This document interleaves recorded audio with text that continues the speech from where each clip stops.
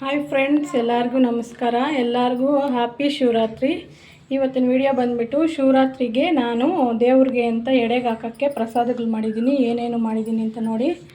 ಇಲ್ಲಿ ಬಂದುಬಿಟ್ಟು ಸ್ವೀಟ್ದು ಅವಲಕ್ಕಿ, ಇದಕ್ಕೆ ಸ್ವೀಟ್ ನೆನೆಸ್ಬಿಟ್ಟು ಅವಲಕ್ಕಿ ಮತ್ತು ಬೆಲ್ಲ ತುಪ್ಪ ಹಾಕ್ಬಿಟ್ಟು ಇಸ್ಕಿರೋದು. ಆಮೇಲೆ ಬಂದುಬಿಟ್ಟು ಇದಕ್ಕೆ ಬನಾನ ಕೂಡ ಹಾಕ್ಕೋಬೋದು, ಬಟ್ ನಾನು ಹಾಕಿಲ್ಲ.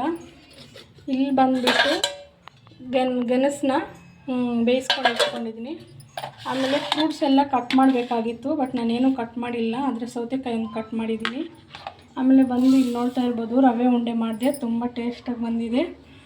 ಇದು ಆರೋದಕ್ಕೆ ಈ ಥರ ಇಟ್ಟಿರೋದು, ಯಾಕಂದರೆ ಹಾಲು ಎಲ್ಲ ಹಾಕಿರ್ತೀವಲ್ಲ, ಅದು ಹಂಗೆ ಇಕ್ಬಿಟ್ರೆ ಬಾಕ್ಸಲ್ಲಿ ಬೇಗ ಸ್ಮೆಲ್ ಬಂದುಬಿಡುತ್ತೆ. ಅದರಿಂದ ಈ ಥರ ಆರಲಿ ಅಂತ ಇಕ್ಕಿದ್ದೀನಿ.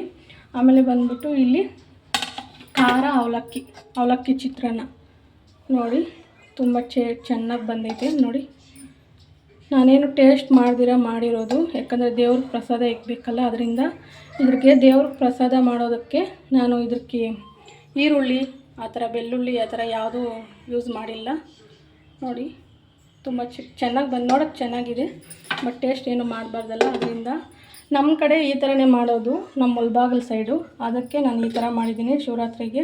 ನಿಮ್ಗೆ ಏನಾದರೂ ವಿಡಿಯೋ ಇಷ್ಟ ಆಗಿದ್ರೆ ಒಂದು ಲೈಕ್ ಮಾಡಿ, ಶೇರ್ ಮಾಡಿ, ಸಬ್ಸ್ಕ್ರೈಬ್ ಮಾಡಿ. ಇನ್ನೂ ಹೊಸದಾಗಿ ಯಾರೆಲ್ಲ ನೋಡ್ತಾ ಇದ್ದೀರೋ ಸಬ್ಸ್ಕ್ರೈಬ್ ಮಾಡ್ಕೊಂಡು ಸಪೋರ್ಟ್ ಮಾಡಿ ಫ್ರೆಂಡ್ಸ್. ಬಾಯ್.